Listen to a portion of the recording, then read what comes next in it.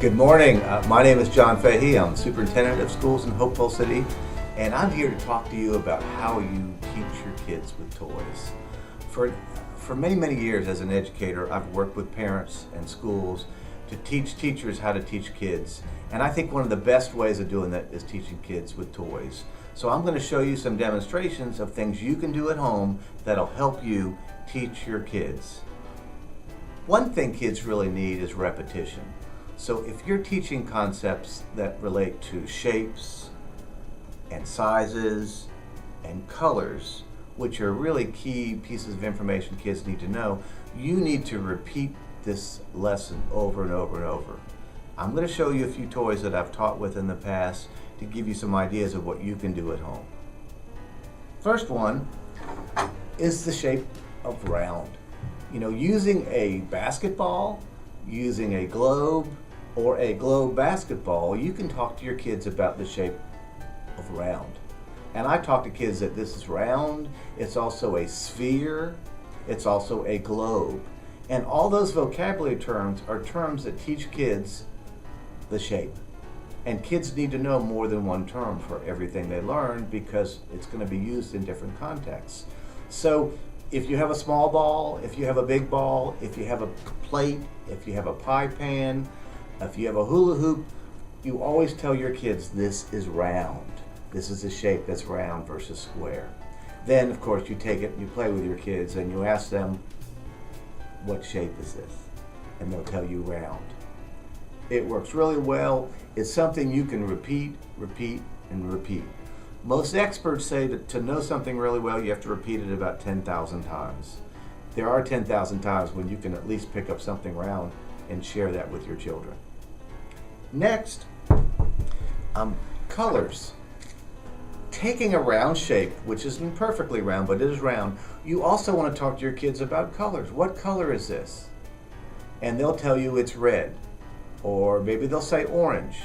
And then you constantly compare this to another color to tell them what the color is, and you got to keep repeating that because there may be different shades of red. The nice thing about something like this toy is an expandable toy. I can talk about small and large as two ways of talking about shapes and sizes. So I can show them this is small, this is medium, and this is large. All of these things help kids understand important concepts that they're going to learn throughout school, whether it be in math classes or in geography classes or other classes. These are things that are very, very important for your kids. And every time you have a toy, talk to them about the color, talk to them about the shape, talk to them about the size. The next thing I'm going to show you is a kinetic toy that moves and how to combine the concepts of shape and color all together. Well, again, my next toy I want to show you is called a chatter ring. And this ring is something I use in all the schools in Hopewell talking to all our students. It teaches a lot of lessons and it's a simple toy. First of all, we could talk about the shape. It is round. It has a circular shape and you can talk to the kids about that. I can talk to the kids about what it's made of. It's made of metal. And then it has 5 other rings on it and I talk to the kids about the colors. What color is this? Green. What color is this? Orange. What color is this? Blue. What color is this? Yellow. And then the next one is tough. Purple or chartreuse or whatever color they want to.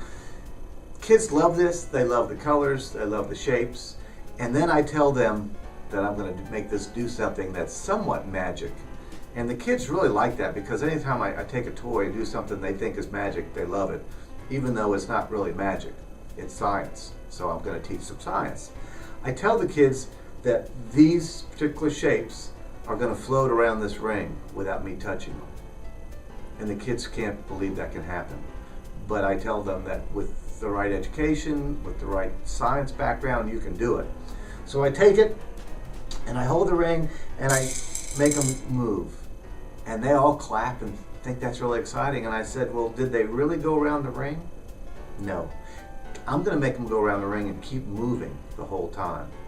And they don't believe I can do it based on what I've done, but I talk about perseverance, don't give up, keep trying, so I do it again. and I show them sometimes it takes more than one time. So I do it again, and it doesn't work. But if I keep trying, it'll work. And as I pull the ring to myself, the colored rings go round and round and round. And gravity pulls them down, but I'm pulling them up. So it creates what kids think is perpetual motion. And I talk about, when I started, I had to use two hands. When you get to be an expert, you use one hand. And when you get really good, you can do tricks. That's what learning's all about. It's perseverance, it's working with toys, it's working with teaching kids what are appropriate vocabulary words they need to know to be successful in school and life. So, as a parent, keep trying, keep talking about shapes and colors, and use the toys that they love to teach them. They will never forget them. Thank you, and I hope you enjoyed this lesson on teaching with toys.